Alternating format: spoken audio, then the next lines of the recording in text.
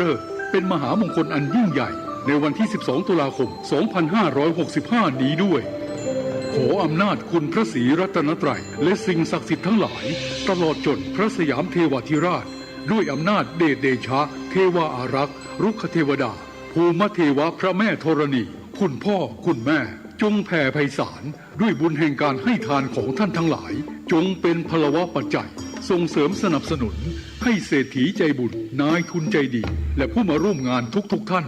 จงมีอายุวันนะสุขะปฏิภาณสมบูรณ์ตลอดกาลนานเถิดสาธุ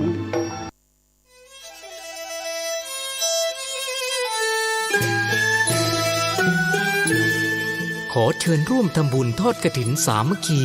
ณวัดทุ่งหลวงอำเภอแม่แตงจังหวัดเชียงใหม่ในวันอาทิตย์ที่ 6 พฤศจิกายน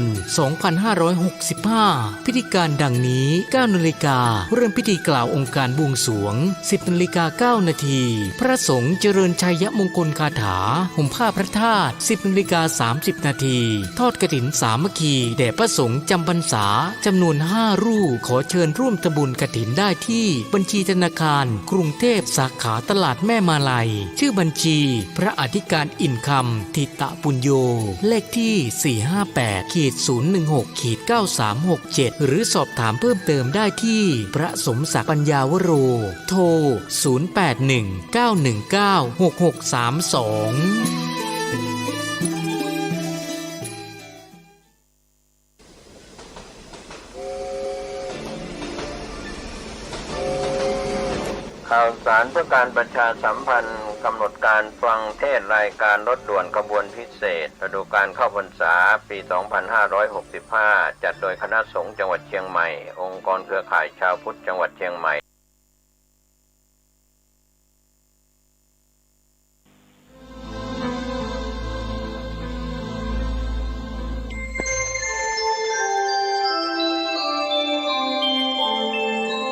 ขณะนี้ท่านกำลังฟังสถานีวิทยุกระจายเสียง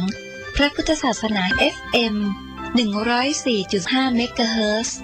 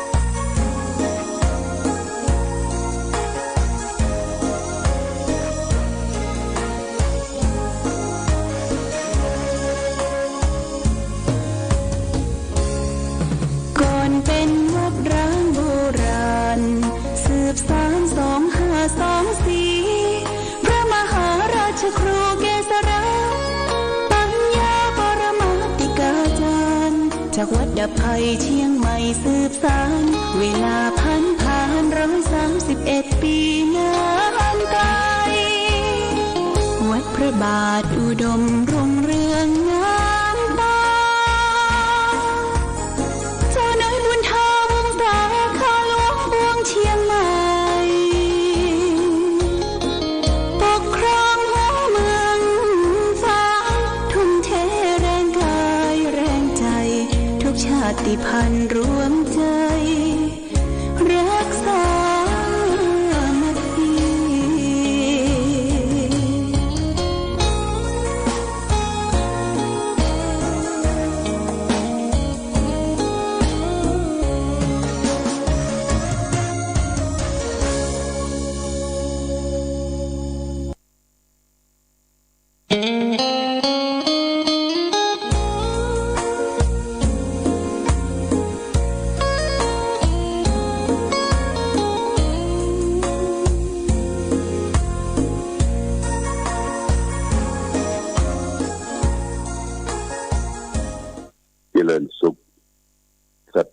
สาธุชนญาติโยมท่านพุทธบริษัททั้งหลาย วันนี้รายการธรรมะประทีปส่องต่างก็ได้มาพบปะกับสภาสาธุชนญาติโยมแห่งครั้งหนึ่งอย่างสถานีวิทยุชุมชนคณะสงฆ์อำเภอฝาง 100.25 แล้วก็ยังได้รับเมตตาขยายเครือข่ายขึ้นสีขาวและหลายสถานีก่อนอื่นต้องขอบคุณกับเจ้าภาพสถานีอนุโมทนากับครูบาอาจารย์เจ้าของสถานีทุกสถานีมาณโอกาสดีตยวันนี้เป็นวันพุธที่14จัดยมวันอังคารที่13โทษวันอังคารที่13เดือนกันยายนพุทธศักราช2565ซึ่งตรงกับเดือน12เหนือเดือน10ใต้แรม3ค่ำญาติโยมบัดนี้อากาศท้องถิ่นบ้านเฮาก็ยังมืดครึ้มขมุกขมัวอยู่ก็ยังมีฝนอยู่ญาติโยมนะยังมีฝนตกลงมาประมาณ 70% ก็ทางแม่ฮ่องสอนเชียงใหม่เชียงรายลำพูนลำปางพะเยาก็ยังมีฝนตกอยู่ทางโซนภาคเหนือตอนบนนี่นะต้องระมัดระวังเช่นเดียวกันก็คิดว่าแดดคงจะออกวันนี้เนาะญาติโยมแดดคงจะออกเพราะว่าแต่ว่าก็ขึ้นตลอดทั้งวันเมื่อคืนก็ตกมาพ่องตอนเช้านี่ก็ยังมีแต่ฟ้าฝนตกลงมาบ่ใช่จำเพาะที่บ้านเฮาเมืองเฮาแต่ทั่วไปทั้งประเทศในประเทศต่างประเทศและก็โดยเฉพาะอย่างยิ่งทางกรุงเทพนะญาติโยมกรุงเทพนี่ฝนตกคราวใดก็ทำให้เกิดความทุกข์กายทุกข์ใจคือแก่ศรัทธาญาติโยมจะต้องมาช่วยกันดูแลน้ำสูบน้ำบิดน้ำออกจากร้านค้าจากที่พักที่อาศัยการสัญจรไปมาก็เป็นที่ลำบากแก่ผู้มาผู้ไปญาติโยมเพิ่นก็มีความทุกข์อย่างเฮาเนี่ยทางกรุงเทพกรุงนานอกจากนั้นก็ปลายน้ำทางระยองทางระยองทางเมืองแกลงเมืองระยองพุ่นก็น้ำท่วมขังเป็นที่น้ำนี่ก็ถือว่าเป็นปัจจัยอันสำคัญถ้ามันนักเกินไปก็เกินกว่าประมาณเขาก็บ่สามารถที่จะนำมาฝากมาใจไว้และน้อยเกินไปก็เดือดร้อนเกิดทุกพิกภัยน้ำแห้งแล้งแข้งขอดเพราะฉะนั้นก็คือมันก็จะมีโครงการบริการดูแลจัดการน้ำต้นน้ำกลางน้ำและก็สุดท้ายก็คือปลายน้ำและก็บางที่ญาติโยมบางที่ก็ยังเขื่อนที่บรรจุน้ำก็ยังบ่เพียงพอนะยังบ่เพียงพอแก่น้ำที่จะกักกันจุไว้ในหน้าแล้งน้ำกับน้ำที่จะทำการเกษตรก็ยังบ่เพียงพอบางที่ก็ล้นเขื่อนจะต้องระบายน้ำออกเพราะฉะนั้นดีน้ำจึงเป็นปัจจัยอันสำคัญของมนุษยชาติคนเฮาทุกผู้ทุกคนที่อาศัยพื้นแผ่นดินนี้พื้นแผ่นดินเฮานี่ก็มีน้ำมีดินมีไฟมีลมมีอากาศธาตุอยู่ดินน้ำลมไฟซึ่งเป็นธาตุสี่นะธาตุสี่ที่อยู่รอบตัวเฮาก็อาศัยธาตุสี่อาศัยการดำเนินชีวิตปลูกฝังอาศัยธาตุลมหายใจเข้าออกอาศัยธาตุไฟรอบตัวเฮาเนี่ยสร้างความอบอุ่นก็มาย้อนดูตัวเฮาก็เช่นเดียวกันญาติโยมนะเฮาก็มีธาตุสี่เนี่ยธาตุดินธาตุน้ำธาตุไฟธาตุลมธาตุสี่นี่มันสามารถที่จะคงทนอยู่ได้ตลอดไปนะศรัทธาคงทนถาวรอยู่ได้ตลอดไป ถ้าสี่ในตัวเฮาเนี่ยได้รับการกระทบกระเทือนมันก็เกิดการเจ็บไข้ได้ป่วยบางทีก็นอนสุดไม่สามารถที่จะออกเดินทางไปไหนได้ญาติโยมอย่างเฮาอยู่บ้านอยู่จองนี่เฮาก็นึกว่าไผบ่เจ็บบ่ไข้บ่ป่วยบ่เป็นหยังญาติโยมลองไปที่โรงพยาบาลนะบางคนนี่ตื่นตั้งแต่ตีสี่ตีห้าไปเอาคิวญาติโยมไปเอาคิวที่จะไปปะหมอพบหมอจะไปนั่งบางทีก็ถึงเวลาวันค่ำญาติโยมเพราะคนนักตึกเหมือนกับปอยกับรามคนที่อยู่โรงพยาบาลนี่ญาติโยมอันนี้ก็คือมนุษย์คนเฮาเนี่ยเกิดมาเฮาก็จะต้องประสบพบปะกับการเกิดการแก่การเจ็บการตายการเกิดการแก่การเจ็บการตายอันนี้เรียกว่าเทวทูตคือทูตที่มาบอกเขาก่อนการนั้นองค์สมเด็จพระสัมมาสัมพุทธเจ้าและญาติโยมตอนที่พระองค์ยังเป็นหน่อเนื้อกษัตริย์อยู่ที่กรุงกบิลพัสพระเจ้าสุโธทนะพระราชบิดาพระนางประชาบดีโคตมีแม่น้านี่ก็พระเจ้าสุโธทนะก็ต้องการที่จะให้พระองค์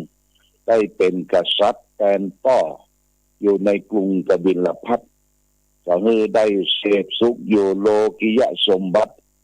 เป็นต้นว่ามีปราสาทราชมนเทียนถึง3ฤดูฝนฤดูหนาวฤดูร้อนมีนางสนมกำนันปฏิบัติพัดวีอยู่เป็นพันคนนะมีอาหารเลิศรสและก็มีสิ่งที่บำรุงตาหูจมูกลิ้นกายใจครบถ้วนนะญาติโยมนะแม้แต่คนแก่คนเฒ่าคนเจ็บ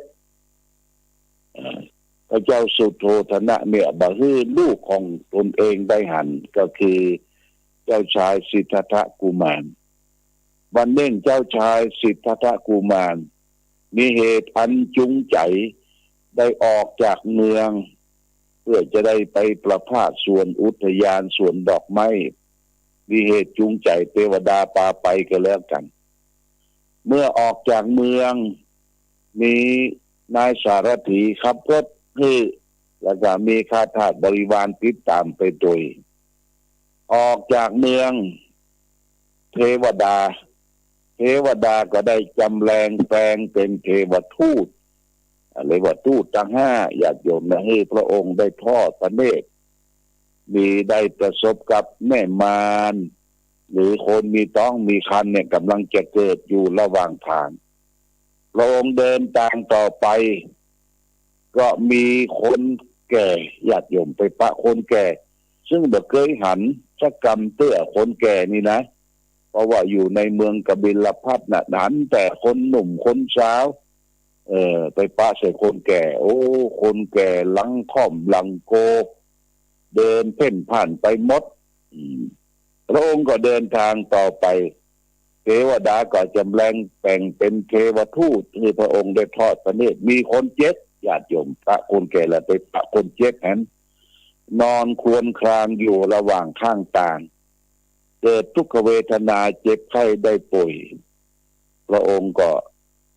ประสบกับคนเจ็บแบบต่อไปสุดได้ไปปะใส่คนตายญาติโยมคนตายหินตางกำลังตายกำลังขึ้นอืดมีอย่างต่างๆน่าเกลียดน่าจะสิ่งโสโครกอยู่กับคนตายสุดท้ายได้ไปปะพบกับสมณะคือนักบวชก็จิตใจก็แช่มชื่นขึ้นมาในระหว่างที่ปะคนแม่มารคนแก่คนเจ็บคนตาย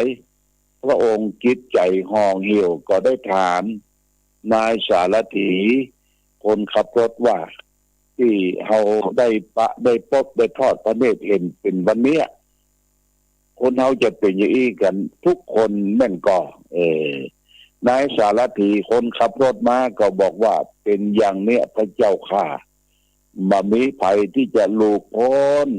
จากการเกิดแก่เจ็บตายไปได้พระเจ้าค่ะอันนี้เป็นปัญหาและญาติโยมนะพระองค์เจ้าชายสิทธัตถะก็คุ้นคิดอยู่ตลอดเวลานี่เป็นทุกข์นะเป็นทุกข์เพราะเกิดแก่เจ็บตายก็ลำพึงลำพันต่อไปเดินทางต่อไป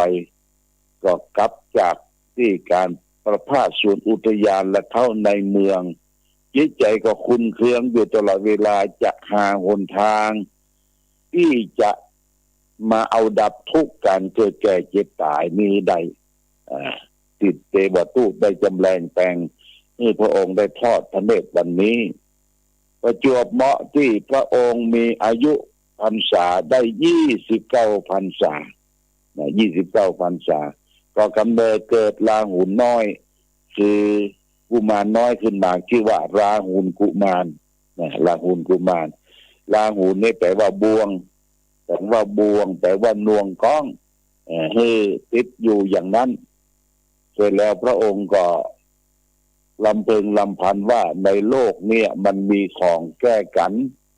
มีดำก็ต้องมีขาวมีมืดมีสว่างมีร้อนมีเย็นมีโกรธมีเกลียดก็ต้องมีเมตตาต่อกันและมีทุกข์ที่เกิดจากไปได้ประสบกับคนเกิดคนแก่คนเจ็บคนตายไปจะต้องมีของแก้อย่างแน่นอน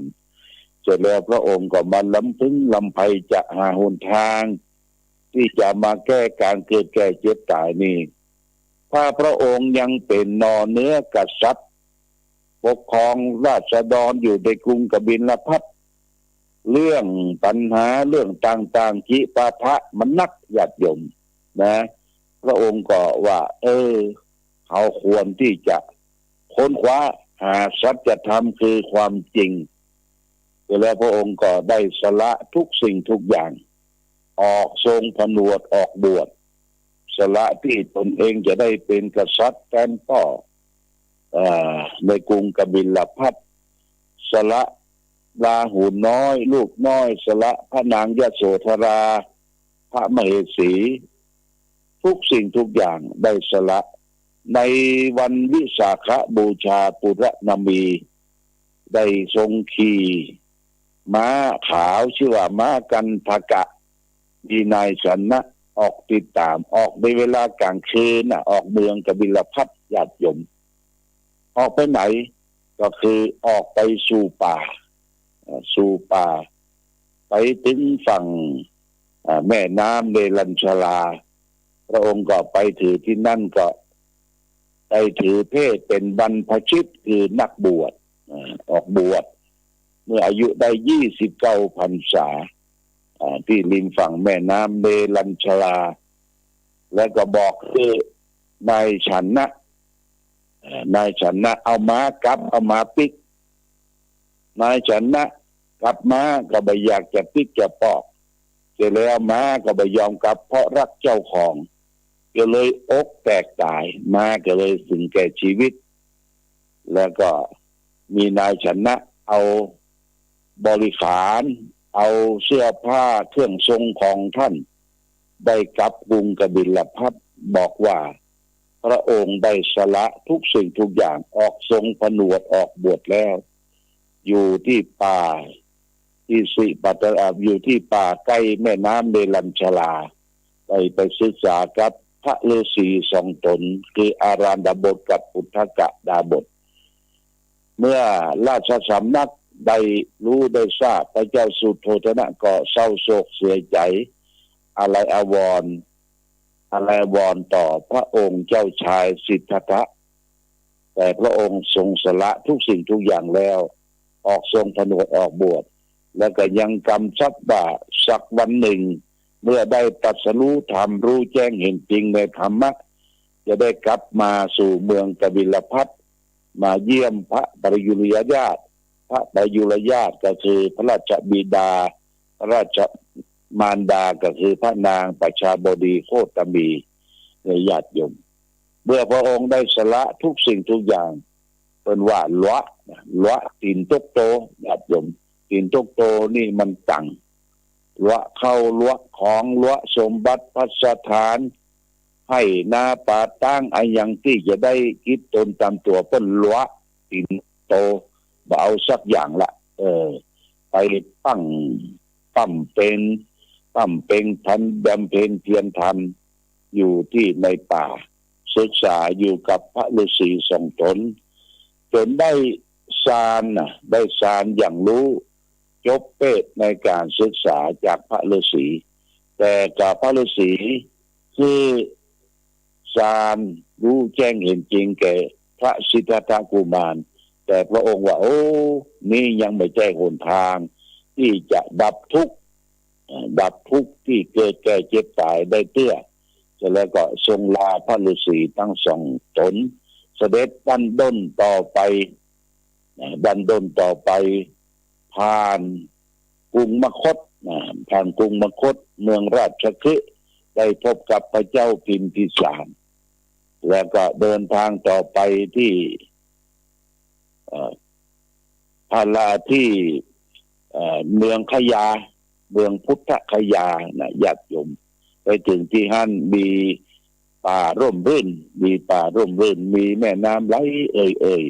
พระองค์ก็ได้เอาสถานที่นั้นเป็นที่บำเพ็ญเพียรธรรมนะบำเพ็ญเพียรธรรมมีการทดลองโดยอดกั้นอาหารทรมานร่างกายจนมีแต่หนังหุ้มกระดูกและอดหายใจเข้าเนี่ยอดกั้นไว้หายใจออกก็อดกั้นไว้บ่หายใจเข้าทุกทรมานทุกสิ่งทุกอย่างเสร็จแล้วนั้นไม่ใช่หนทางที่พระองค์จะมาทรมานร่างกายเวลาพระองค์ก็มาเสวยบำเพ็ญเพียรก็คือมาพิจารณาทางวิปัสสนากรรมฐานเนี่ยญาติโยมนะเมื่อพระองค์ออกทรงผนวดนั้นปัญจวัคคีย์5 ตนซึ่งเป็นพราหมณ์ก็ได้นัดแนะกันมีอัญญาโกฏยะเป็นต้นเป็นประธานได้ออกไปปฏิบัติรับใช้พระสิทธัตถกุมารเพื่อหวังจะได้ฟังธรรมะหรือเมื่อพระองค์ได้ตรัสรู้ได้รู้แจ้งเห็นจริงเพื่อเป็นโมฆะธรรมคือความหลุดพ้นก็ปฏิบัติรับใช้เจ้าชายสิทธัตถกุมารเจ้าชายสิทธัตถกุมารก็อยู่กับปัญจวัคคีย์ทำอย่างทุกสิ่งทุกอย่างทรมานร่างกายหายใจเข้าออกกันไว้ก็บ่เป็นหนทางอันเกิดความสำเร็จตอนนั้นพญาอินทร์มาดีดพิณ3 สายให้ฟัง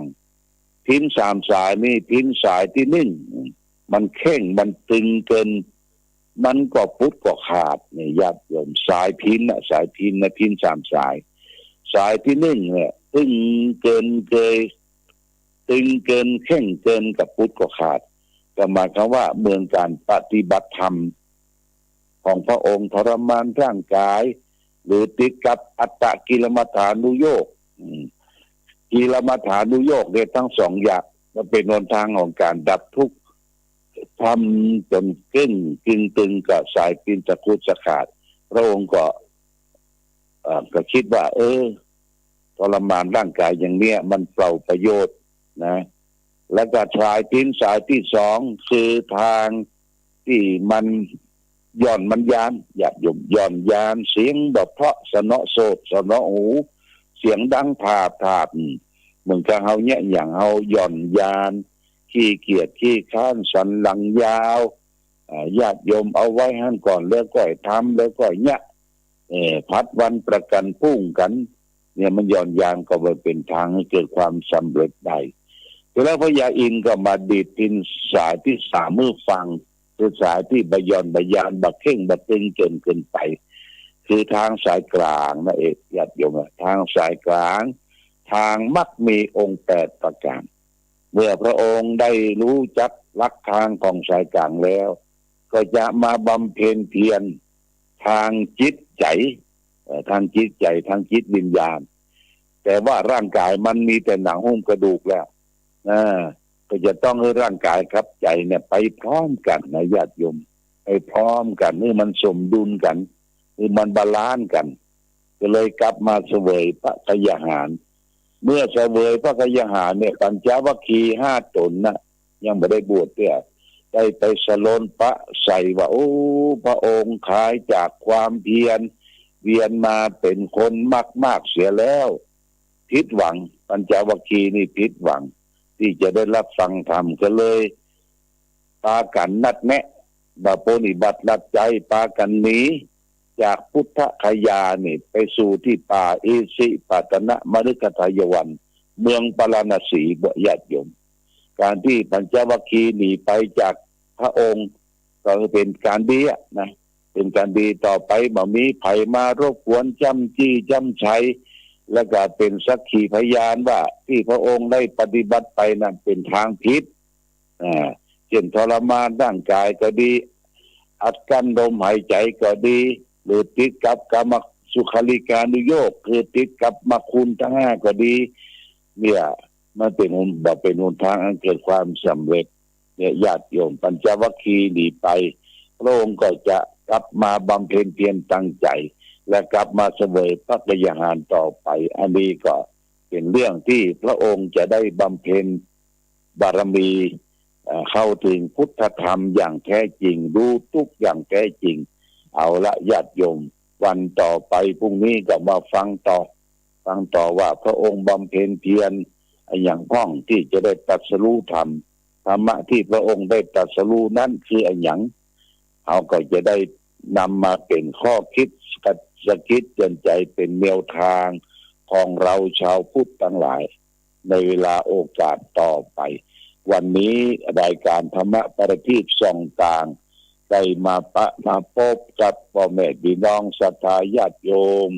ท่านสาธุชนทั้งหลายก็พอสมควรแก่กาลเวลา